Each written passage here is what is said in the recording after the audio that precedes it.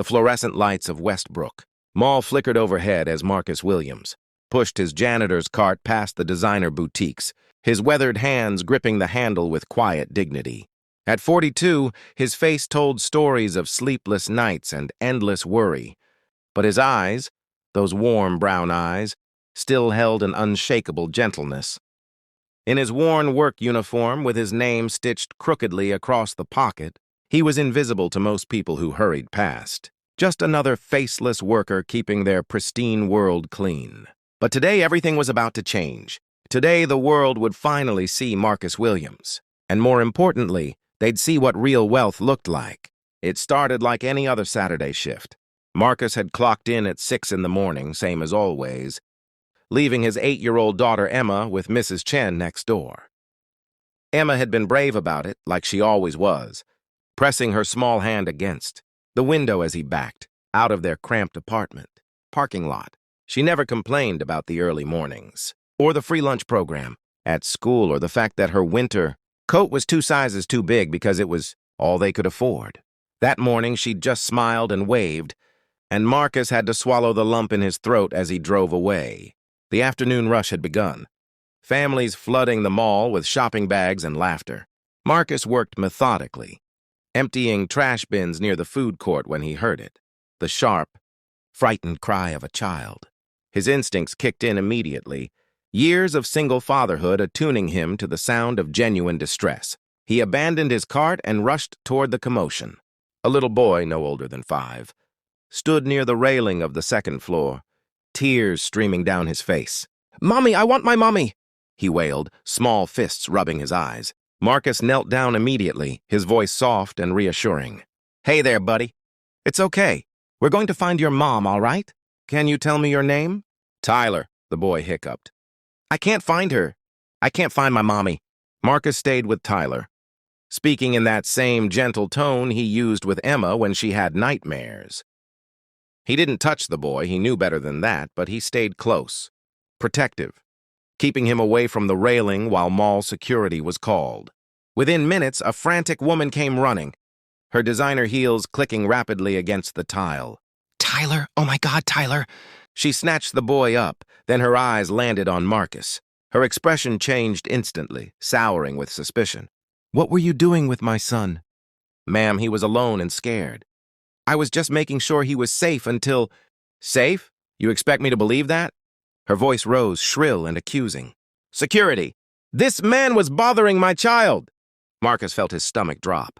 Around them, people began to stop and stare. His hands rose instinctively, palms out, trying to show he meant no harm. "Ma'am, please, I was just helping."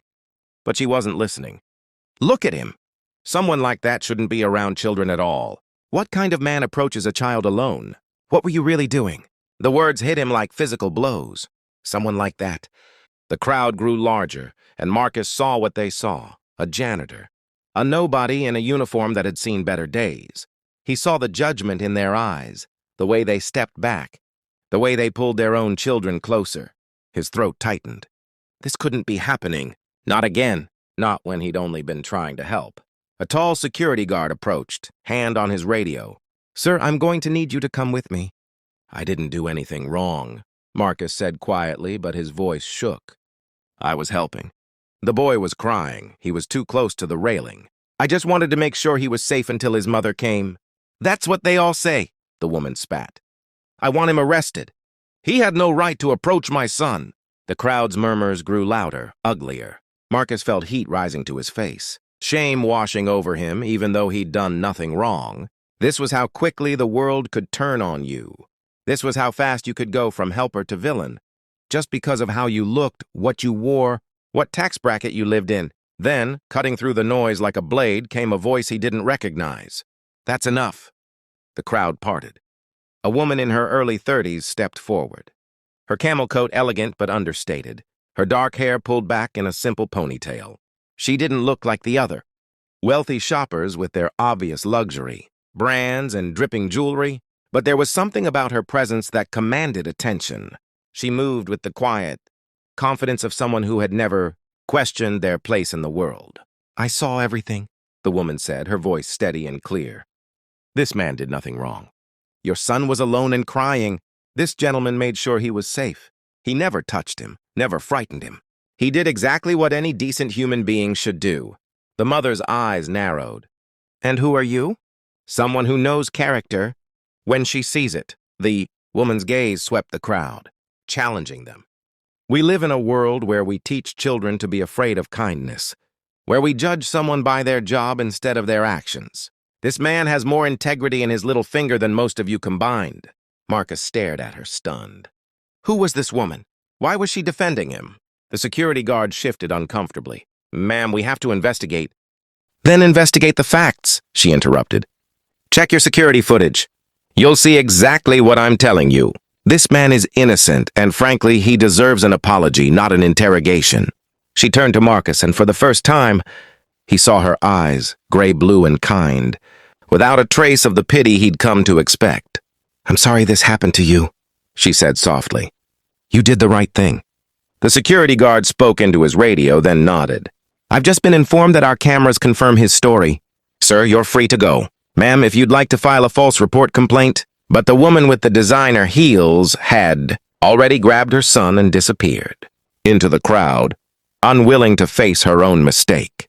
The onlookers dispersed quickly, the show over, their judgment evaporating without any accountability for the damage they'd done. Marcus stood there, his hands trembling. The woman who'd defended him was still there, watching him with concern. Are you all right?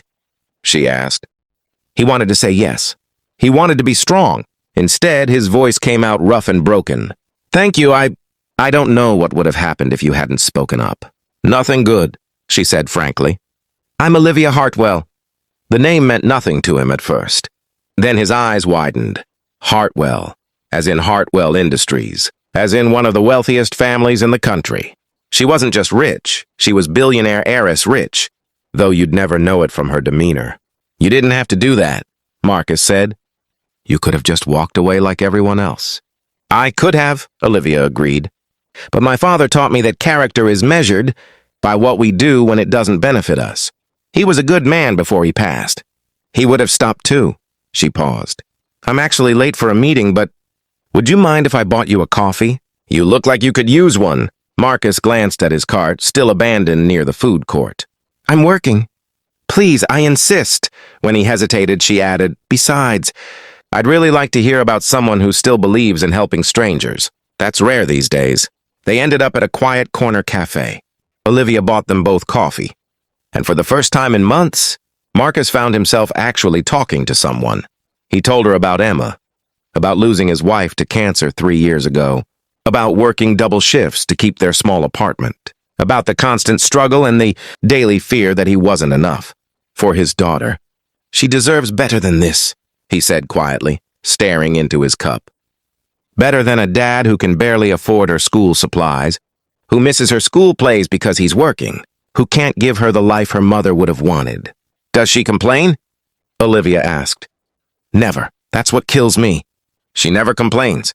Then you've already given her something priceless, Olivia said. You've taught her gratitude, resilience, and unconditional love. That's worth more than any trust fund. She was quiet for a moment. My father left me billions, but some of my loneliest moments have been in rooms full of people who only saw dollar signs. Your daughter sees you. That's everything. Something shifted in that conversation. Over the following weeks, Olivia kept coming back to the mall. Sometimes she'd bring coffee. Sometimes they'd just talk during Marcus's break. She never acted like she was doing him a favor, never made him feel small.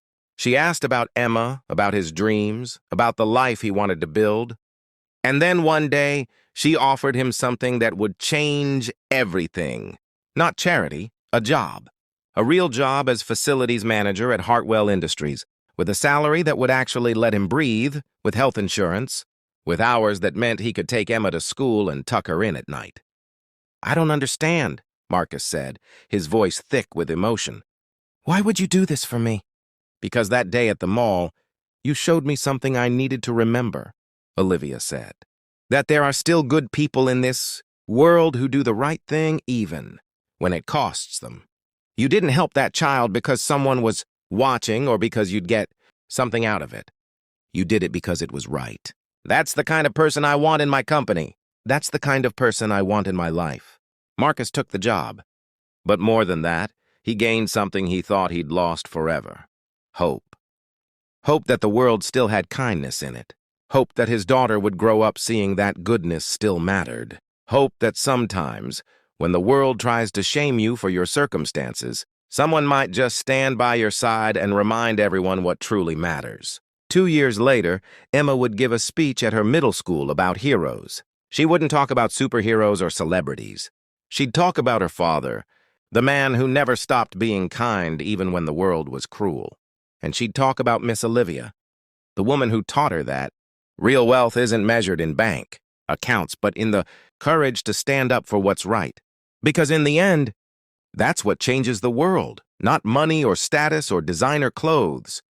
It's one person deciding that character matters more than convenience, that dignity matters more than judgment, and that sometimes the most powerful thing you can do is simply stand beside someone and say, I see you, and you matter.